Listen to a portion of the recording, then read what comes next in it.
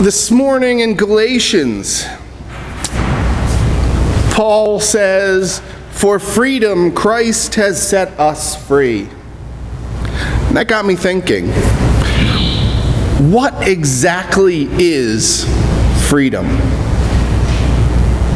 Our country was founded by Puritans looking for freedom of religion. Juneteenth is celebrated for the day that the slaves in Texas found out that they were emancipated.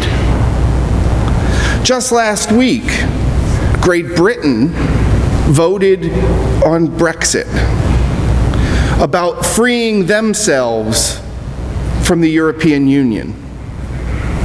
We talk a lot about freedom, but have we ever really thought what freedom is? We take it for granted.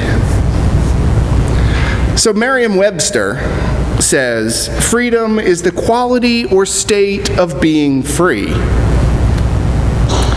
The absence of necessity, coercion, or constraint in choice or action. Liberation from slavery or restraint or from the power of another. A classical definition of freedom is given by Epictetus. It's easy to say. He is free who lives as he wills, who is subject neither to compulsion, nor hindrance, nor force, whose choices are unhampered, whose desires attain their end, whose aversions do not fall into what they would avoid. A Christian definition of freedom is being exempt from the law that is tempered by love of one's neighbor. Seems like an oxymoron, doesn't it? We're supposed to be free because of Christ. But Paul says you need to become slaves in order to be free. How's that work? We need to be free, but we have to be slaves. It's about loving your neighbor. As Paul says, the entire law is summed up in "you shall love your neighbor as yourself." So what that means is that genuine freedom is demonstrated by the ability to serve your neighbor and to be ready to renounce your own freedom for the sake of someone else. Now, we have a really weird understanding of love. In this day and age, there really is only one definition of love, and that is the love that is amore. It is the love of husband to wife, boyfriend to girlfriend. It's the love that ends up in procreation sometimes. But if that's the case, if that's how we see love, are we then not going against the spirits of the flesh? Or no, we're going with the spirits of the flesh, which Paul says this morning is wrong, that we need to let go of that. So there's a whole weird thing going on that we're supposed to be free, but we're supposed to be slaves. We're supposed to love, but not in this manner. Because what it's all about is agape. The other definition of love that we in the English language have lost, which is to have a love based on sincere appreciation and high regard for somebody. It is more than just respect. But respect is probably the closest we come to it. That's what we're talking about today. We're talking about becoming slaves to our neighbor, to love them, to care for them so much that we're willing to give up our own freedom to do it. That is a huge challenge. To give up what we want in order to do what God wants. How does that play out in our world? How does the idea of freedom to being conformed to Christ and becoming slaves to one another, how does that work in our world? If you turn on the news, if you look at the Book of Face, if you read a newspaper, you see people spewing hate. We hear about sanctuaries being desecrated with hatred, violence, and death. And the church is not exempt from that. There are pastors and churches all over the country spewing hatred, saying what happened 2 weeks ago in Orlando is God's will. That is not loving your neighbor. 2 weeks ago, 49 people lost their lives in Orlando. They were in a place of sanctuary for themselves. It was a place where they don't have to be anybody but themselves. If you've ever been to a gay bar, it is a place where nobody cares who you are. It is a place that has a really bad reputation, but yet is a place where everybody is welcome. People were there to enjoy themselves, to dance, to have a good time, and someone came in and massacred people. But it is not only in Orlando. Let's look at some other places. Charleston, South Carolina. 1 year ago, just last week, people were in a sanctuary at a Bible study, the place they felt would be safe. Aurora, Colorado, a movie theater, a place that's sanctuary to get away from the real world.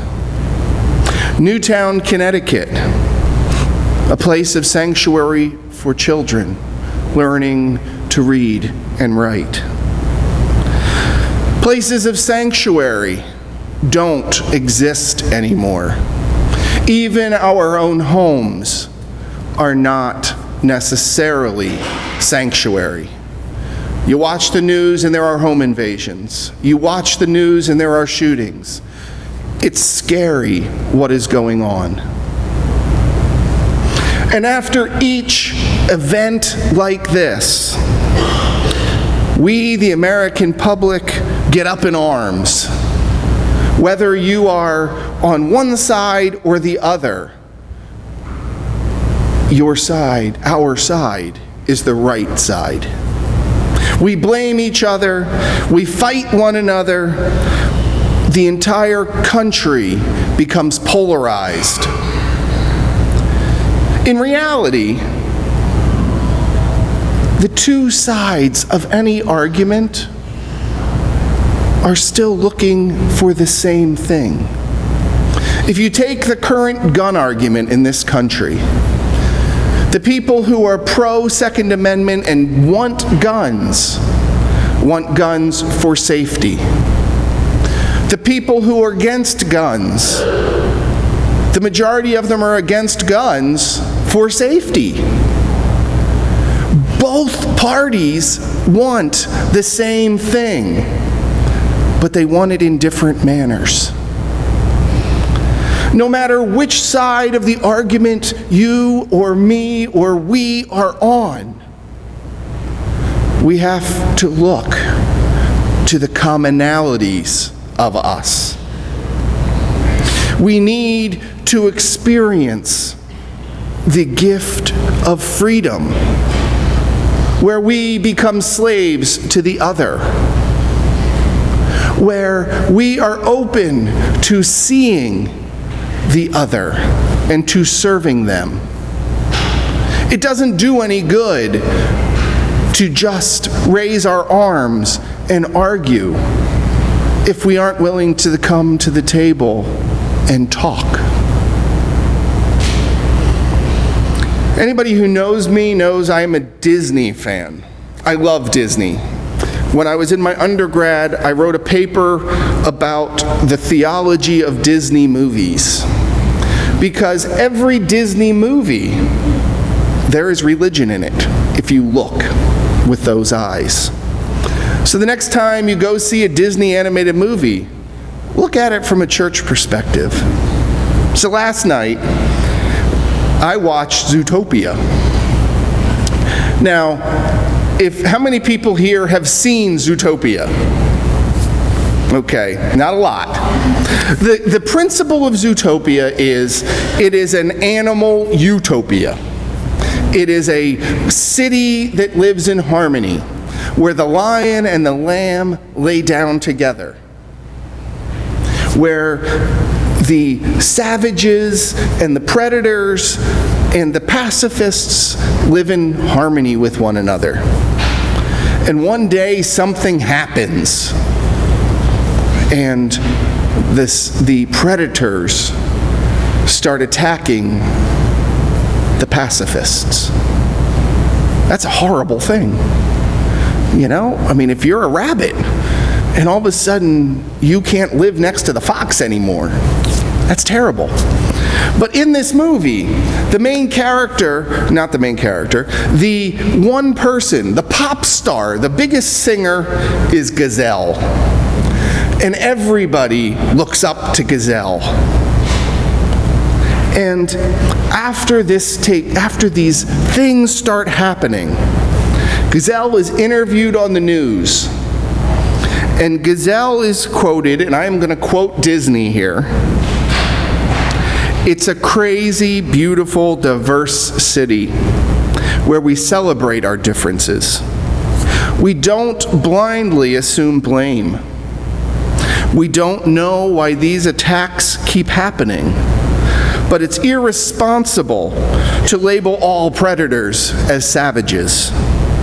We cannot let fear divide us." I had to rewind the DVD. Well, no, you don't rewind a DVD, that's a tape.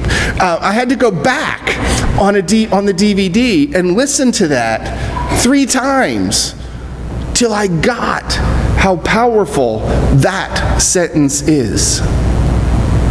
Put that into today's world here, where we are quick to blame the other, where some people say Islam is the reason for this fighting. Islam is the cause of the issues. I'm here to argue that's not true. That is not true at all. It's a small group of radical Muslims. Just like there are small groups of radical Christians spewing hate toward any number of people. And we cannot forget our own history as a church. I am wearing a stole today that is covered with Jerusalem crosses. The Jerusalem cross, while it's beautiful, has a very dark history. It was the cross that was used by the warriors during the Crusades. Lest we ever forget that we as a church also killed people because they did not believe what we believed. We have done those things that ISIS is doing today. I'm not justifying what they're doing. Please don't hear me say that. What I'm saying is, we also have done these things. And we have repented of those. We have learned that we have to be free. And being free, we are slaves. Martin Luther King Jr., in his letter from a Birmingham jail, wrote, "But the judgment of God is upon the church as never before. If today's church does not recapture the sacrificial spirit of the early church, it will lose its authenticity, forfeit the loyalty of millions, and be dismissed as an irrelevant social club with no meaning for the 20th century. Every day I meet young people whose disappointment with the church has turned into outright disgust." That was written in 1963, at the height of the civil rights movement. He was talking about a church that was standing beside and watching what was going on. Today, we are at a crossroads again. This applies to us today, not in civil rights, but in any number of other issues. In guns, in gun violence, in violence in general, in the rights of all human beings. It is where we are right now. We are called to love our neighbor, to become slaves to them. And to become slaves to them requires us to sometimes stand up for the other and make it uncomfortable for us while doing that. So the question becomes today, as we leave this place, what are we going to do to live into both the epistle from Paul and the reading of the gospel? We cannot go back and bury the dead. We cannot go and say a final farewell. We are called to follow Christ and move and do, and not look back. So how are we going to do that? How are you and I going to live into those readings?